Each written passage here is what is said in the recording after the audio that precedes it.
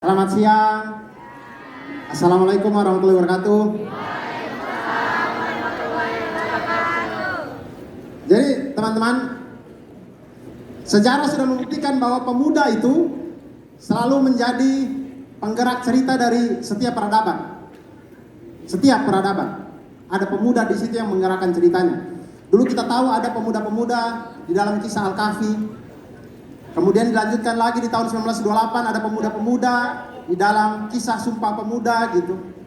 Lalu ada lagi di tahun 1945 sekelompok pemuda yang kemudian menculik Bung Karno dan Bung Hatta.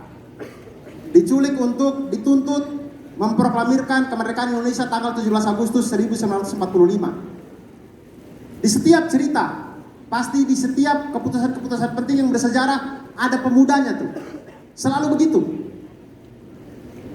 Bayangkan teman-teman, pemuda-pemuda zaman dulu itu ya berkumpul menculik Bung Karno dan Bung Hatta.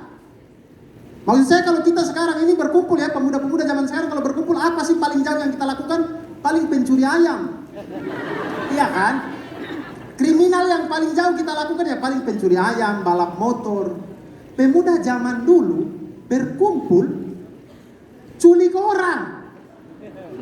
Dan bukan sembarang orang, Bung Karno, Bung Hatta. Maksudnya kok bisa ya? Dulu, ini malam sepi sekali. Bikin apa ya? Culik Bung Karno yuk. Gas. Gampang sekali gitu. Dulu waktu saya kecil, saya itu susah sekali untuk menelaah di kepala saya. Jadi waktu saya SD, saya itu susah sekali menerjemahkan frasa Ibu Pertiwi di kepala saya gitu.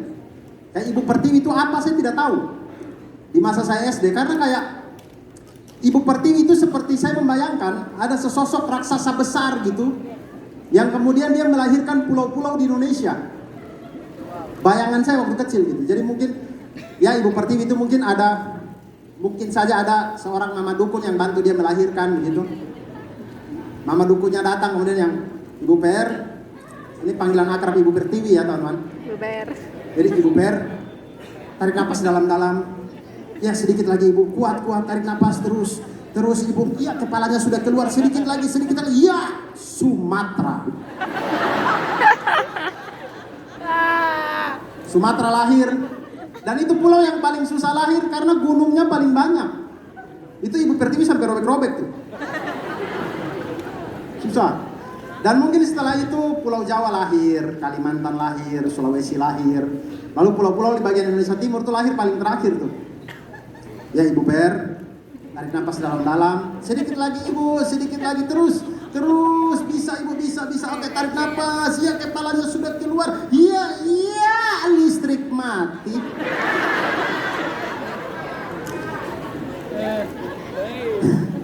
Teman-teman, di tahun 1928 itu para pendahulu kita, pemuda-pemuda di zaman itu kemudian berkumpul, kemudian menyatakan satu tanah air, satu bangsa dan satu bahasa gitu.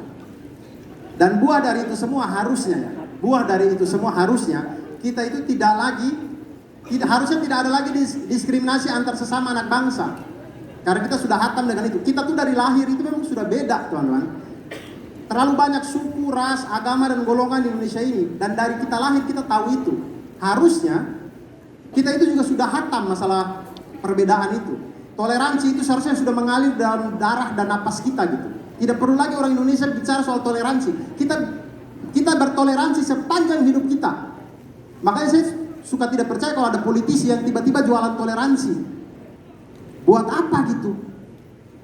Toleransi itu kan nilai dasar dari manusia Indonesia ya. Buat apa jadi jualan politik?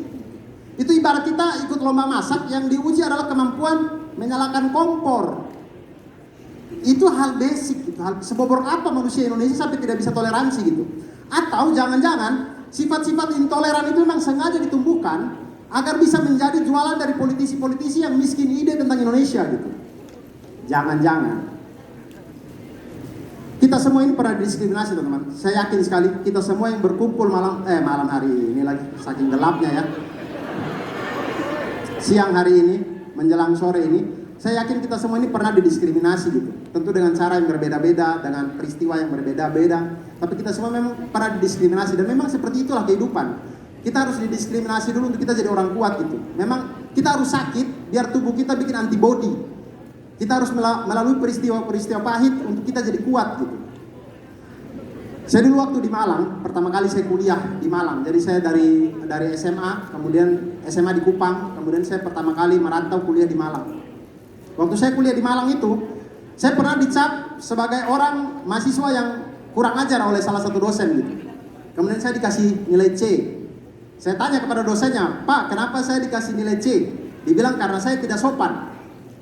Kemudian saya tanya, apa tuh yang bikin saya tidak sopan? Jadi menurut dosen ini adalah, saya tidak sopan itu karena ketika berbicara dengan dia, saya itu menggantikan kata ganti orang pertama tunggal dengan aku, bukan saya. Dan itu katanya tidak sopan. Harusnya bicara dengan orang yang lebih tua, kata ganti orang pertama tunggal itu adalah saya, jangan aku gitu. Aku tuh kalau dengan teman sebaya tuh. Saya pikir macam, bagaimana mungkin saya tahu itu? Sedangkan saya dan kami di NTT itu tidak pakai saya, tidak pakai aku, kami pakai beta. Mungkin dosen itu kalau dia mengajar di Kupang, satu kelas dikasih C itu. Satu kelas dikasih C. Ada lagi waktu saya pertama kali di kelas perkenalan gitu. Halo teman-teman, perkenalkan nama saya Abdurrahim Arsyad dan saya dari NTT. Satu kelas langsung ketawa aja gitu. Di belakang ada yang berteriak, sumber air sudah dekat. Sakit sekali rasanya. Waktu saya sudah habis ya. Saya masih ada 2 jam lagi nih. Itu sakit sekali rasanya teman-teman. Sakit sekali rasanya teman-teman. Saya tahu mungkin maksudnya bercanda, tapi buat orang yang memang saya lahir dan tinggal di memang daerah yang susah air gitu. Kemudian saya ke Malang, kemudian dibilang tempat saya air susah. Saya tahu orang saya tinggal di sana kok. Tapi itu masa-masa di mana ketika kita dibully teman-teman, kita tuh akan mencari pelampiasan. Itu sifat dasar manusia tuh. Kita mencari pelampiasan, apa yang bisa kita salahkan. Saya pada waktu itu pengen salahkan Tuhan, tapi saya takut kualat. Karena memang tidak ada satupun manusia di dunia ini yang bisa minta lahir di mana. Tidak ada. Kita semua ini bergantung takdir Tuhan gitu. Saya itu keluar, NTT lagi. Mau masuk, mama sudah tutup. Tidak bisa, sudah terima saja jadi orang NTT gitu. Salah satu hal yang membuat saya kuat teman-teman ini. Jadi teman-teman kalau nanti pulang kemudian mungkin ada waktu untuk membaca, ada namanya Profesor Herawati. Beliau ini membuat penelitian tentang orang asli Indonesia. Beliau pernah membuat penelitian. Jadi beliau meneliti gen orang dari Sabang sampai Merauke. Diteliti. Dia pengen tahu ada tidak sih orang asli Indonesia. Dan penelitian ini mengungkapkan bahwa ternyata dari Sabang sampai Merauke tidak ada orang asli Indonesia. Kita semua ini adalah hasil migrasi dari manusia-manusia terdahulu dari benua-benua yang lebih besar. Jadi tidak ada satupun orang asli Indonesia. Kita semua ini hasil migrasi. Bedanya nenek moyangnya teman-teman itu dapat pulau yang lebih bagus saja gitu. Kebetulan nenek moyang saya dapat pulau yang gersang. Sudah gersang dia tinggal di situ lagi. Maksud saya kan angkat layar sedikit, dayung sedikit kan pulau sebelah ada air itu. Malah tinggal di situ.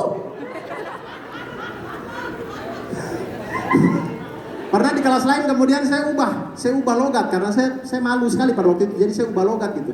Jadi kelas yang baru saya tuh yang selamat pagi teman-teman. Nama saya Abdurrahim Arsyad. Dan saya asli dari Solo. Satu kelas tambah ketawa. Di belakang ada yang berteriak, sumber air Supindah Solo.